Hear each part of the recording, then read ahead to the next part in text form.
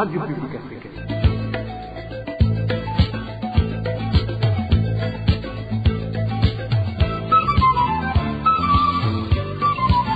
Radio Publique Africaine.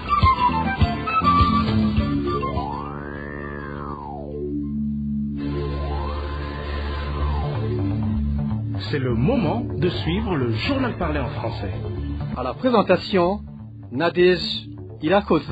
C'est un plaisir de vous retrouver, chers auditeurs de la RPA. Bienvenue au journal de ce mercredi 13 août 2025, dont voici les titres. La Régie des eaux aurait d'abord fait des études approfondies avant d'entamer les travaux en cours qui ont causé la coupure généralisée de courant électrique, car il y a des secteurs de la vie du pays qui ne peuvent en aucun cas manquer d'électricité, comme les hôpitaux. C'est l'analyse d'un technicien dans le domaine de l'électricité après qu'il y a eu des pertes humaines suite au manque d'électricité. 21e commémoration ce mercredi 13 août des massacres de 166 Congolais, Banyamulenge, à Gatumba, situé près de la frontière burundo-congolaise. Les rescapés de ces massacres réclament toujours justice. Les parents d'une jeune femme burundaise albinos du camp de réfugiés de Nakivale en Ouganda, qui souffre d'une grosse tumeur au niveau de l'œil, lancent un appel à l'aide aux bienfaiteurs pour que leur fille puisse être soignée. Voilà pour le menu, les détails c'est dans ce journal.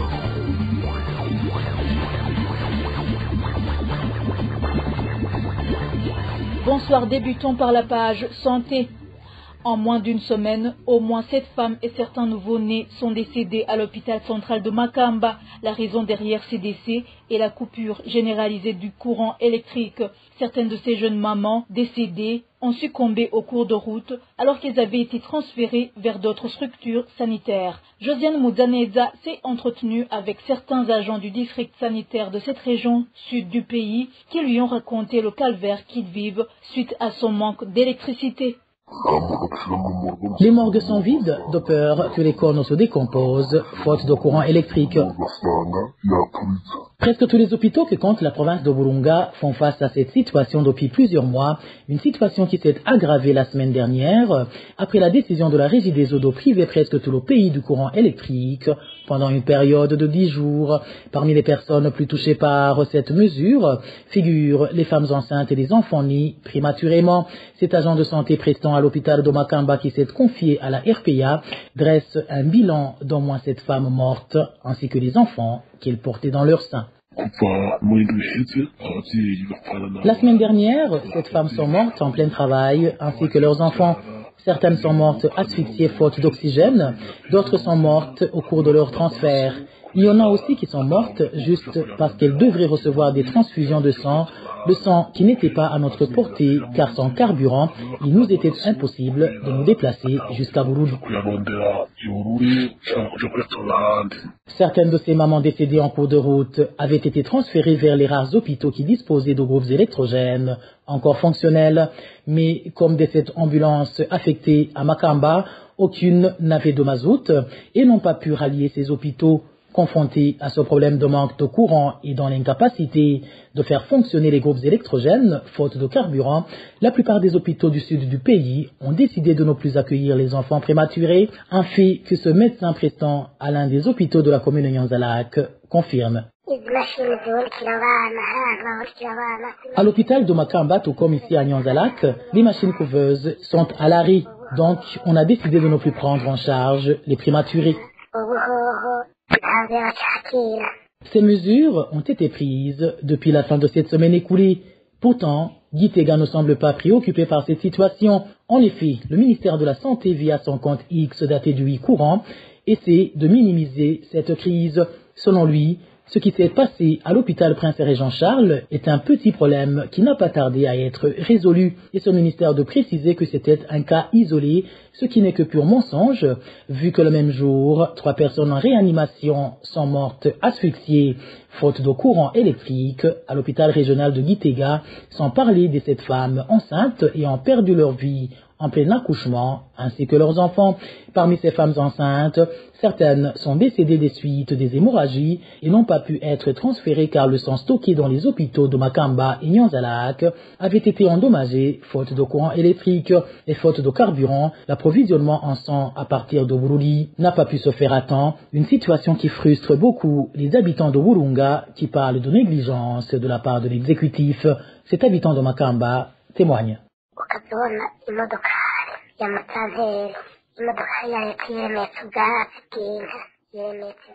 Ce n'est pas normal.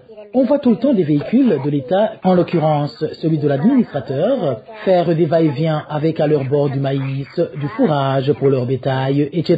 Et ces véhicules sont conduits par des membres du parti au pouvoir. Alors comment ils trouvent du carburant pour des futilités pareilles? Mais quand il s'agit de secourir les gens qui les ont élus, le carburant se volatilise. C'est vraiment insensé.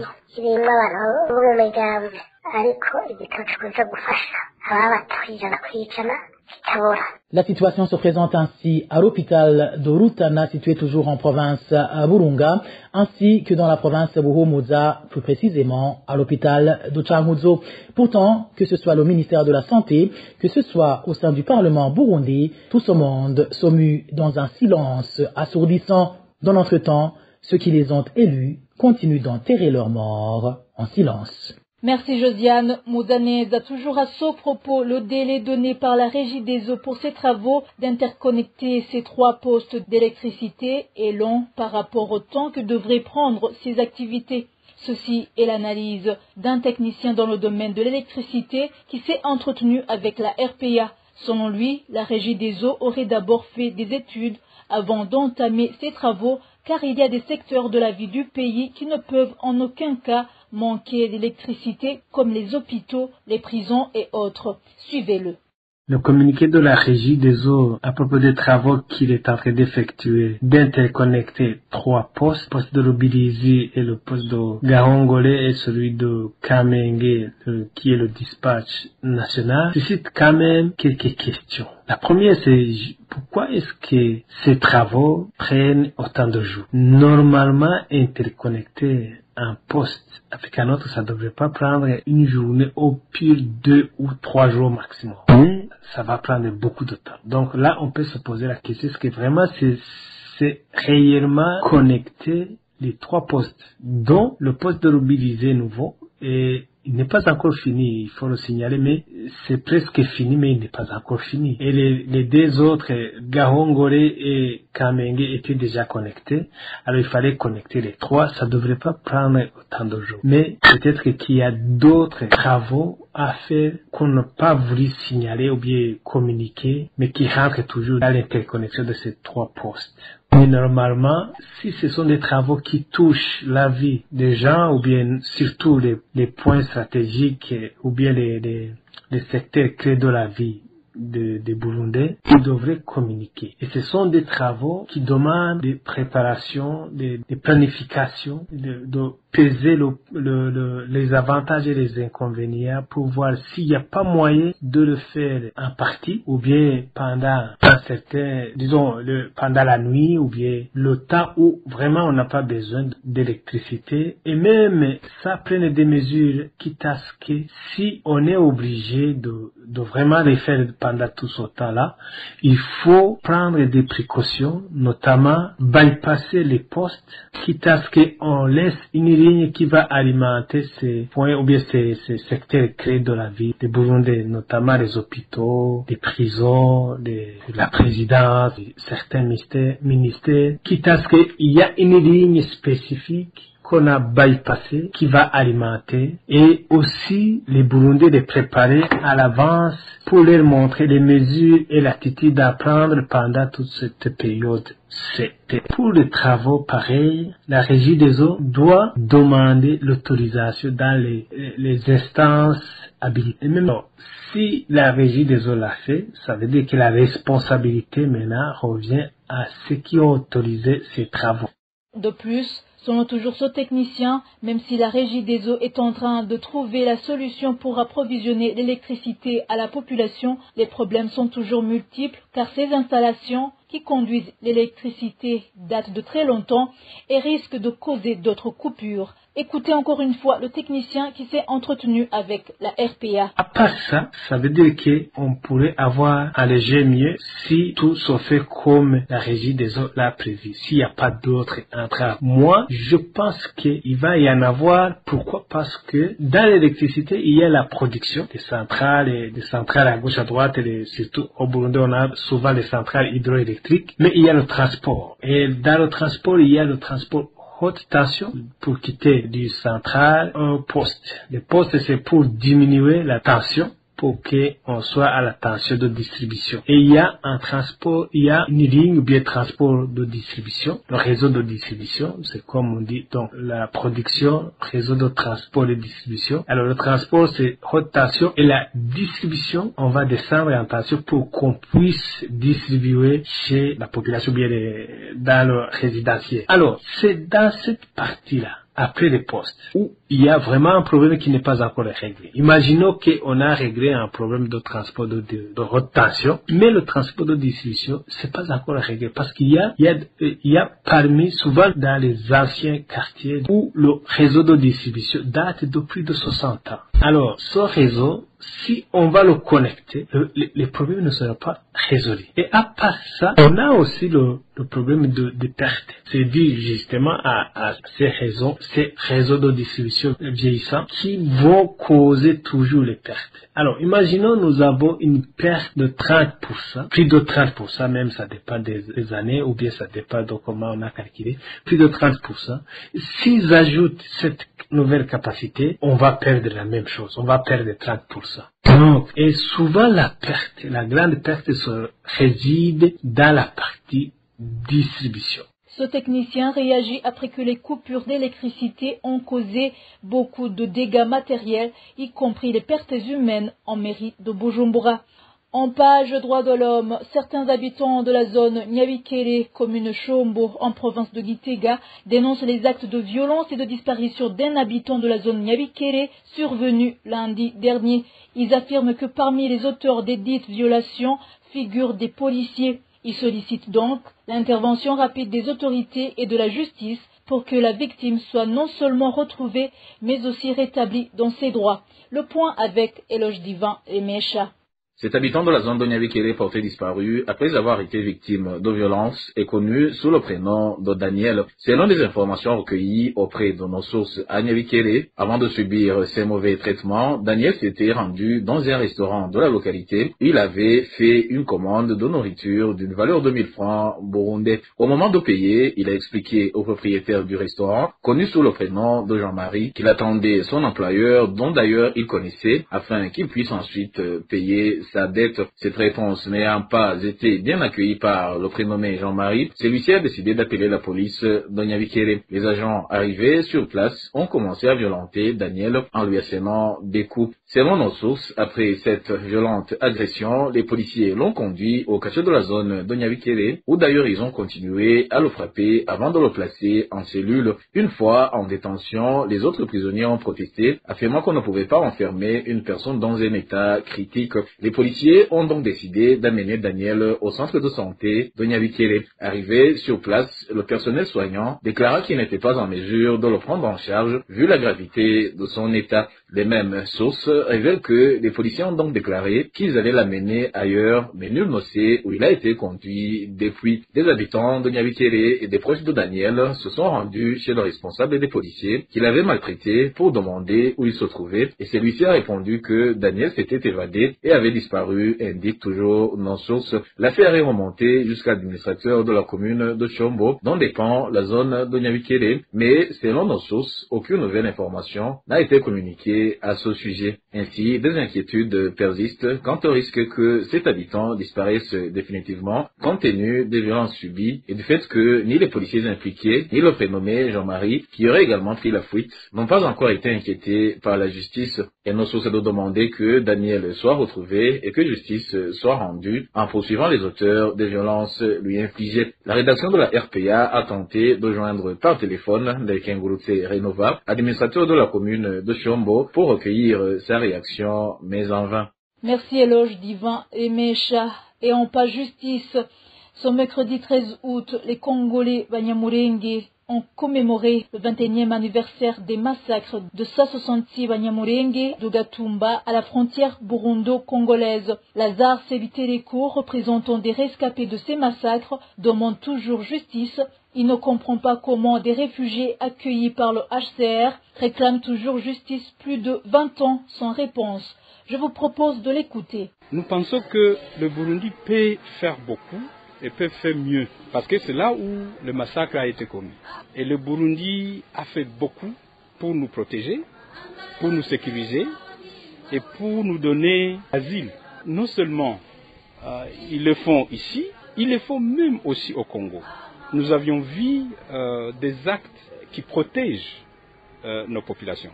Mais en ce qui concerne la justice de ces victimes de Gatumba, nous pensons que la communauté internationale, le Burundi inclus, la RDC inclus, les Nations Unies qui avaient abrité le réfugié, ils doivent montrer la volonté politique.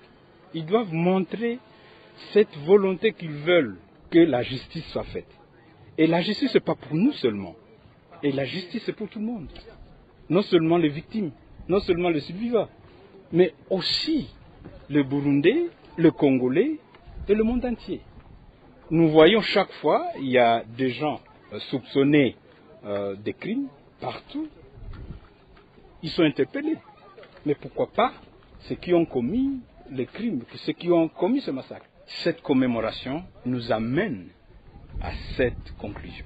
Que ce soit au niveau des Nations Unies, que ce soit au niveau des pays différents, impliqués, qui devaient en fait nous aider à trouver une justice. S'ils veulent, aujourd'hui, on peut avoir la justice. Dans un instant, c'est la page gouvernance. RPA. En page gouvernance, la journée internationale de la jeunesse arrive alors que les jeunes du Burundi traversent des difficultés énormes dont la plupart sont liées à la manière dont le pays est gouverné aujourd'hui. C'est ce qu'a déclaré le Centre pour la promotion de l'éducation et du développement des jeunes, CREDEJ en sigle, dans un communiqué publié pour marquer cette journée en solidarité avec la jeunesse du monde entier. Félix Ndachaïsaba, vice-président du CREDEJ, appelle les jeunes à s'unir pour leur propre développement et à se méfier de ceux qui cherchent à détruire le pays en les manipulant. Et le CREDEJ a sorti une déclaration à l'occasion de la Journée internationale de la jeunesse sur le thème des actions locales de la jeunesse pour les objectifs de développement durable et au-delà. Où la jeunesse burundaise traverse aujourd'hui une période difficile et marquée par des espoirs. Le pays fait face à une pauvreté croissante et à cela s'ajoute la répression exercée par le CNDD-FDD. Les jeunes sont quasi absents des espaces de décision et ceux qui accèdent le doivent souvent au favoritisme ou à l'appartenance partisane, plutôt qu'à les compétences ou les mérites. L'éducation se dégrade de façon alarmante. Les jeunes diplômés sortent du système scolaire sans les connaissances et les aptitudes nécessaires pour rivaliser avec les pairs à l'international ou pour affronter les défis économiques nationaux. Dans la réalisation des objectifs de développement durable, ce capital humain, pourtant nécessaire à la prospérité du pays, reste sous-utilisé. Le CREDEJ demande au gouvernement du Burundi de prendre soin de sa jeunesse, l'inclure dans les instances de décision, créer des opportunités pour les jeunes, créer des programmes de soutien adaptés, agir avec impartialité et favoriser des emplois décents fondés sur les compétences et non sur l'appartenance politique. Nous demandons également des conditions réelles pour libérer le potentiel entrepreneurial des jeunes. Cela signifie un accès facilité à la création d'entreprises privées, d'industrie, un accompagnement technique et financier, ainsi que des infrastructures de base fiables. Le CREDEJ appelle la jeunesse burundaise à l'engagement, à la responsabilité et à la solidarité. Et c'est par notre détermination collective que nous combattrons la pauvreté, que nous résisterons à ceux qui tentent de nous écraser et que nous écrirons les pages d'une nouvelle histoire et redonnerons au Burundi sa place dans le Conseil des Nations respectées. C'était Félix Ndachaïsaba, vice-président du CREDEJ. Et en page politique, le président de la République, Evariste Ndayishimiye, devrait chercher des solutions aux problèmes qui touchent le pays sans rejeter la faute sur les autres. Réaction de Frédéric Bamvugi-Nyumvira, ancien vice-président du Burundi, après que le chef de l'État a indiqué ce samedi que l'Organisation des Nations Unies a causé de nombreux dommages au Burundi et qu'elle puisse contribuer à sa reconstruction. Suivez Frédéric Bamvugi-Nyumvira, ancien vice-président du Burundi. Le mal est que l'indépendance a été obtenue depuis le 1er juillet 1962 et que la Belgique est partie depuis lors et que les Burundais ont été eux-mêmes les responsables de leur avenir. Maintenant, on devrait se concentrer sur l'évaluation du régime du CNDD-FDD et voir ce qu'il a fait depuis qu'il est arrivé au pouvoir en 2005 jusqu'à aujourd'hui en 2025. Ça fait 20 ans que ce parti est au pouvoir. Ça fait 20 ans que ce même président a exercé beaucoup de responsabilités qu'il aurait pu influencer l'avenir heureux du Burundi. Maintenant, peut-être pour cacher la vraie image,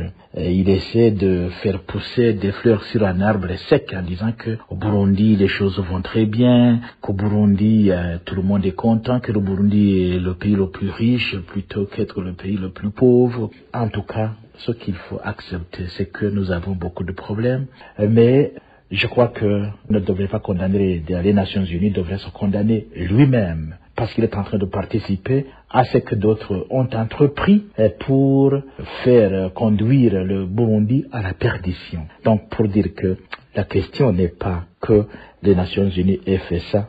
Toujours en parlant politique, l'avenir des partis politiques n'est pas prometteur tant que les Burundais continueront d'entrer en politique pour en tirer leur subsistance.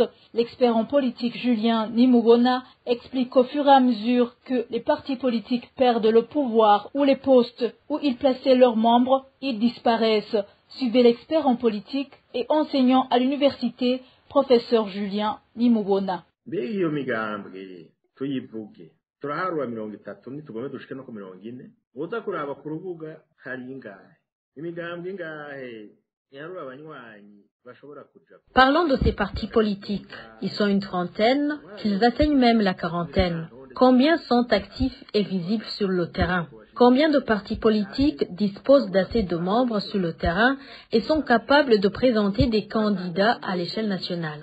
Vous l'avez constaté lors de la constitution des listes de candidats députés ou des conseillers communaux qui élisent les sénateurs. J'ai même été surpris de voir des partis politiques accompagner le CNDD-FDD lors des sénatoriales, tout en sachant que les conseils communaux sont occupés à 100% par le CNDD-FDD. Peut-être l'ont-ils fait en espérant que le CNDD-FDD leur cède quelques places. En Afrique, nous le savons, si dans un pays tu ne peux pas vivre sans faire de la politique, en pensant que la survie ne se trouve qu'en politique, les partis politiques survivent parce qu'ils pratiquent la politique. S'ils ne gagnent pas, ils disparaissent. Surtout lorsque les membres rejoignent les partis dans la perspective d'en tirer un profit. C'est comme les chiens. Si tu n'as plus de patates douces, les chiens s'en vont. Ainsi, à cause de la pauvreté, les partis politiques n'ont plus de membres. Cela a commencé dans les années 1990, lorsque le gouvernement a décidé de soutenir financièrement les partis politiques. Certains partis ont alors été créés simplement pour bénéficier de cet appui, obtenir le JIP que leur accordait le gouvernement. Le phénomène s'est reproduit dans les années 2000, durant le gouvernement de transition, composé de plusieurs partis politiques. Beaucoup d'autres partis ont alors vu le jour dans le but d'intégrer le gouvernement.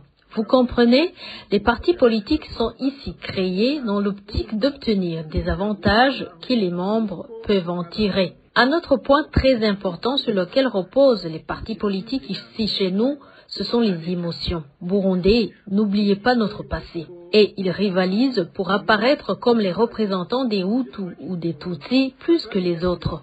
C'est pourquoi sur le terrain, seuls 2 voire 3 partis sont visibles. Ce qui compte encore beaucoup chez nous et qui est apparu lors des dernières élections, c'est la lutte autour du passé douloureux des Burundais, au lieu de confronter des idées pour développer le pays. Dans ce contexte, il est impossible d'avoir beaucoup de partis politiques. C'est pourquoi le CNDD-FDD cherche à écarter le CNL et la nouvelle coalition Burundi Bwa Bose, les considérant comme des concurrents sur l'électorat Hutu. L'UPRONA fait de même, considérant comme ennemi tout parti politique qui se réclamerait des Tutsis. Ainsi, sur le terrain, il ne reste que le CNDD-FDD et l'UPRONA. C'est pourquoi, après le CNDD-FDD, vous retrouverez l'UPRONA et le CNL. J'appelle cela l'ethnisme renversé, car auparavant, un Hutu accusait un Tutsi ou l'inverse, mais aujourd'hui c'est un Hutu qui en accuse un autre de l'agresser sur son territoire. En fait, umututsi yagize umuhutu, umuhutu nawe akagize umututsi, ari wari ethnique, umuhutu yagize umuhutu.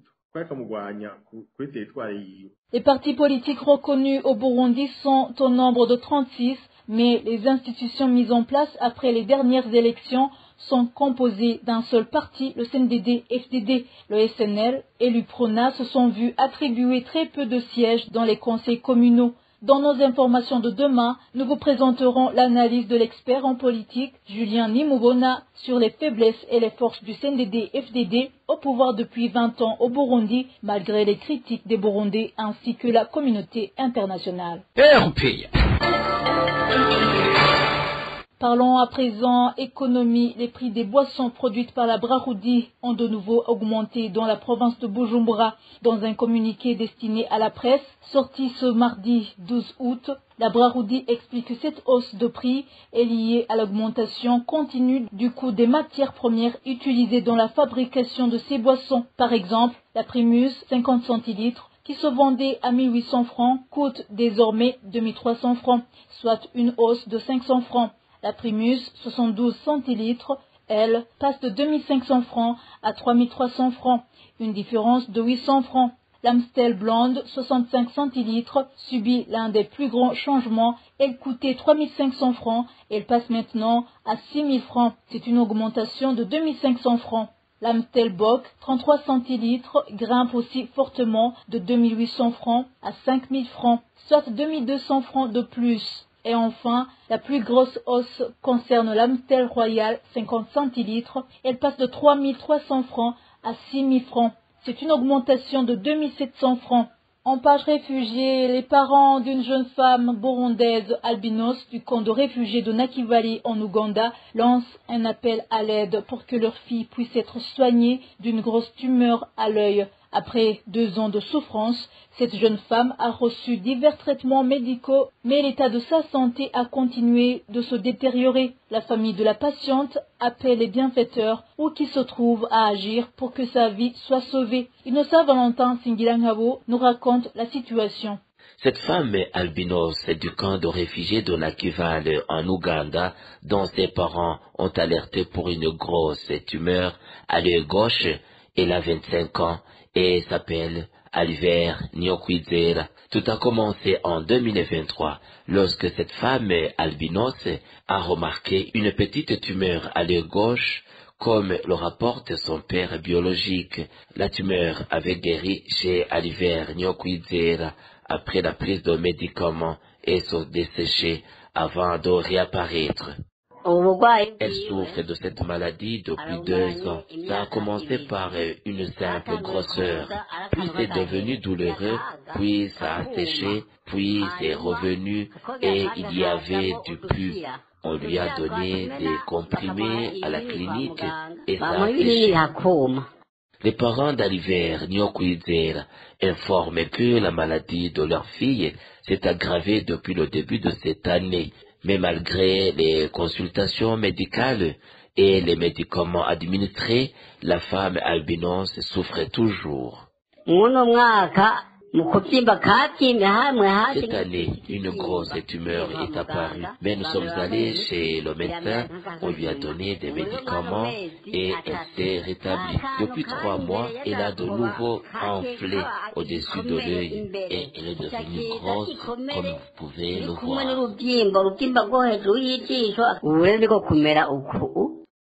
À présent, Aliver Nyokwizera est hospitalisé et souffre terriblement. Non seulement elle ne reçoit pas les soins médicaux appropriés, mais aussi elle reçoit la nourriture d'une équivalence de 1000 shillings par jour offerte par un bienfaiteur albinos. Elle est actuellement à l'hôpital de Murago où elle est suivie. Un homme albinos qui a une organisation vient la voir tous les matins et ne lui apporte que 1000 shillings pour la ration. Vous comprenez que ce n'est pas facile ici à Nakivale. Nous ne recevons aucune aide pour le moment. La famille de cette femme albinos qui souffre d'une tumeur à l'œil depuis longtemps, elle sollicite l'aide des associations caritatives où qu'elles soient pour que la patiente puisse guérir de cette maladie. Merci Nossa Valentin Singilangabo. Clôturons ce journal avec le mini-magazine au cœur de la société dans lequel nous revenons sur les tueries observées depuis un certain temps dans les anciennes provinces du nord du Burundi. La présentation de ce mini-magazine est assurée par Elvis Nyomongere. Au cœur de la société. Au cœur de la société est une émission préparée en synergie par les radios Inzamba Agatika Kawe, Radio RPA Idouya Nyagihugu, ainsi que la radio-télévision Renaissance.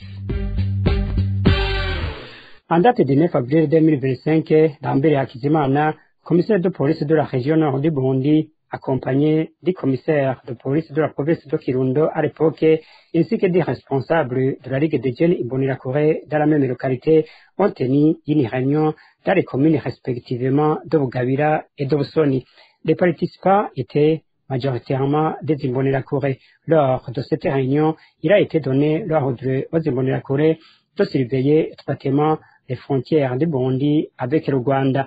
Toute personne tentant de franchir la frontière, qu'elle soit burundaise ou rwandaise, devait être exécutée. 3 jours plus tard, cet ordre a été relayé par les administratifs de base dans l'ancienne commune de Ntega. Ces derniers sont allés plus loin en demandant de traquer toute personne en possession d'une carte SIM d'une compagnie de télécommunications rwandaise. Depuis un certain temps, des tueries sont observées sur les frontières entre ces deux pays. Ces tueries pourraient-elles avoir un lien avec l'appel de ces autorités? Sont-elles uniquement observées sur les frontières burundo-rwandaises dans la province nord du pays? Ce sont quelques-unes des questions auxquelles nous allons tenter d'apporter des réponses. Notre invité est en chair Nicolas Guizé, président de la Ligue burundaise des droits de l'homme Iteka. À la présentation, vous êtes avec Elvis Nyomongere. Bienvenue.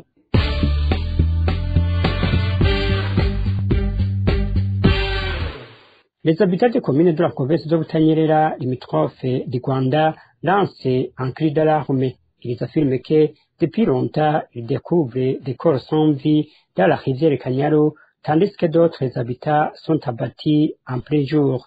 La plupart des victimes sont tuées après avoir franchi la frontière, que ce soit du côté burundais ou du côté rwandais. Les précisions avec Bertrand Ngendakuriyo. Un exemple récent est rapporté par les habitants de l'ancienne commune de Nyamurenza, aujourd'hui appelée Kilemba, qui affirment que cela fait un certain temps qu'ils voient des corps sans vie flotter dans la rivière Kanyaru. Le week-end dernier, 2 corps d'hommes ont été retrouvés au niveau du passage de Nyarutovu-Nyabikenye, mais aucun n'a pu être identifié et ils n'ont pas pu être enterrés car ils ont continué à dériver au gré du courant. Ces découvertes surviennent après des propos tenus par le chef de la police de la province de Butanyerera lors de la première réunion de sécurité convoquée par le gouverneur de la province. Il avait alors déclaré que depuis le mois d'avril, plusieurs personnes avaient été tuées par balle, parmi celles qu'il a qualifiées de fraudeurs de café, exportant illégalement cette denrée vers le Rwanda. Il a affirmé que toute personne qui oserait traverser la frontière avec du café, des minerais ou des vivres serait désormais abattue. Dans l'ancienne commune de Bugabira, 3 Rwandais ont également été récemment tués, abattus en plein jour à la frontière. Ils avaient traversé la rivière Kanyaru pour chercher de l'herbe destinée à nourrir le bétail la semaine dernière. Ces faits sont confirmés par les habitants de la colline Nyakarama dans la zone de Bugabira où le drame s'est produit. Par la suite, leurs familles sont venues récupérer les corps. La peur est donc grande chez les riverains de la frontière qui craignent des représailles, notamment si un Burundais venait à traverser la Kanyaru.